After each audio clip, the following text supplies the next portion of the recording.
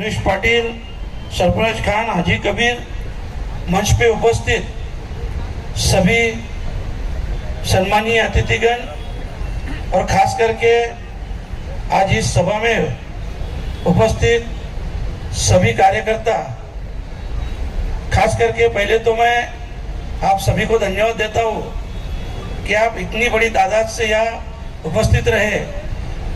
इसके लिए मैं शोएब भाई से भी, हमारे सभी पार्टी के नेतागण, पदाधिकारी और सभी कार्यकर्ता को धन्यवाद देता हूँ। महाविकास आघाड़ी की ओर से अपने पार्टी को आप सभी कार्यकर्ताओं पे ऊपर विश्वास रख के अपने पार्टी के नेता आदरणीय शरद चंद्र जी पवार साहब, इन्होंने ये भिवंडी लोकसभा की सीट अपने पार्टी के हिस्से में ली है। ये अपने सभी की बड़ी जिम्मेदारी है और सभी के ऊपर विश्वास रख के साहब ने ये सीट ली है।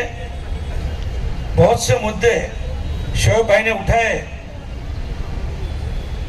भिवंडी में टोरंटो का तो सबसे बड़ा मसला है, क्योंकि हमारे भिवंडी में 60% गरीब लोग रहते हैं, 30-35% मिडिल क्लास रहते हैं और 2-5% ही जिसको हम अमीर बोल सकते हैं, पर बहुत बड़े नहीं बोल सकते, पर अमीर है। तो ऐसी स्थिति में हमारे जो 60% 90% लोग हैं,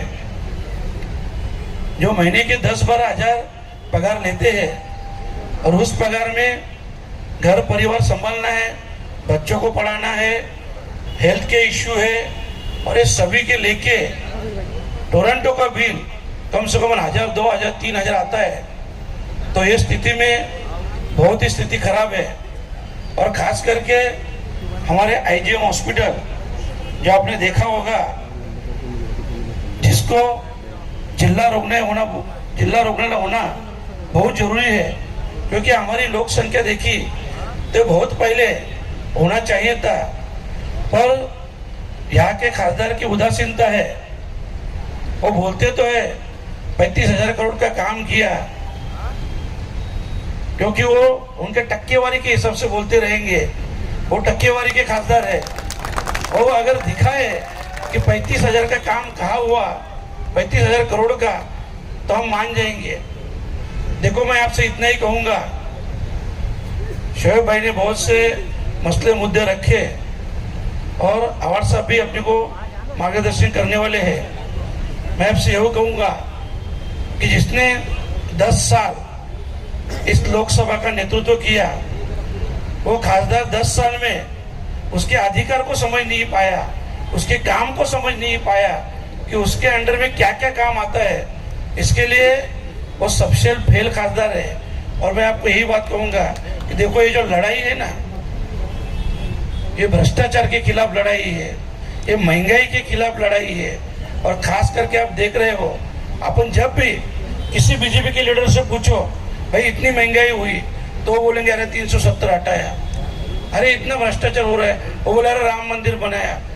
अरे हम लोग पूछते हैं, भाई आपने क्या किया?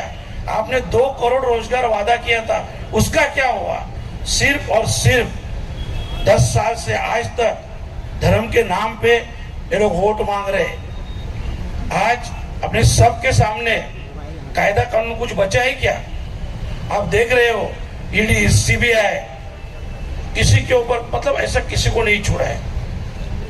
अपने आवार साहब है, उनके ऊपर तो ऐसा ऐसा केस दर्ज किया, अब सोच भी नहीं सकते।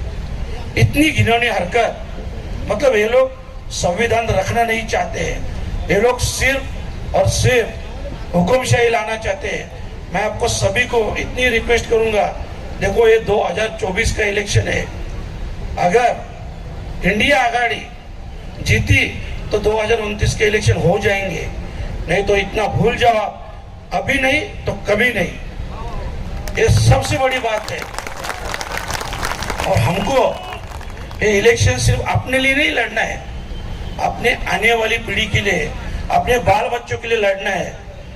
क्योंकि देखो, हम अपने आप को बचा रहे, हम भिवंडी को बचा रहे, हम महाराष्ट्र को बचा रहे और हमको देश को बचाना है, और देश को बचाना है तो इंडिया गठबंधन को ही लाना है।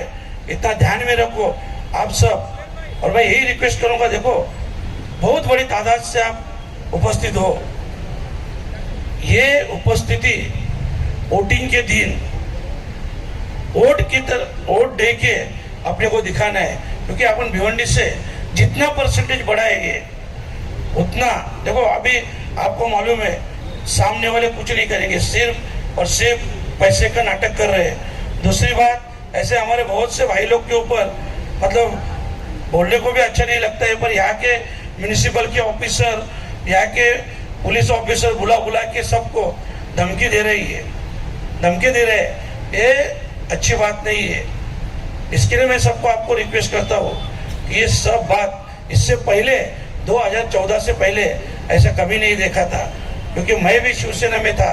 वो टाइम पूरी लाइफ में मैंने देखा 25 साल तक कांग्रेस और राष्ट्रवादी यही सत्ता में थे, पर कभी ऐसा कभी नहीं हुआ कि झूठे केसेस दर्ज करना, जातीयवाद निर्माण करना, ऐसा कभी नहीं हुआ था जो आज हो रहे। और सिर्फ देखो खासदार में जो वोट मांग रहे हैं ना, उसके ऊपर मैंने आरोप लगाया। मैंने बोला कि एक खासदार के मतलब डर गया है, इसके नीचे की जमीन सरक गई है। तो खासदार क्या बोला मालूम है? मेरे नीचे का कंक्रीट नरेंद्र मोदी का है, मेरे नीचे का कंक्रीट अमित शाह का है, इसका है, उसका है, सबका नाम ले रहा था। अरे तुम्हारा खुद का क्या है? तुमने 10 साल यहाँ के खासदार हो, 3 साल मंत्री हो, आपका क्या है वो तो हमको बताओ।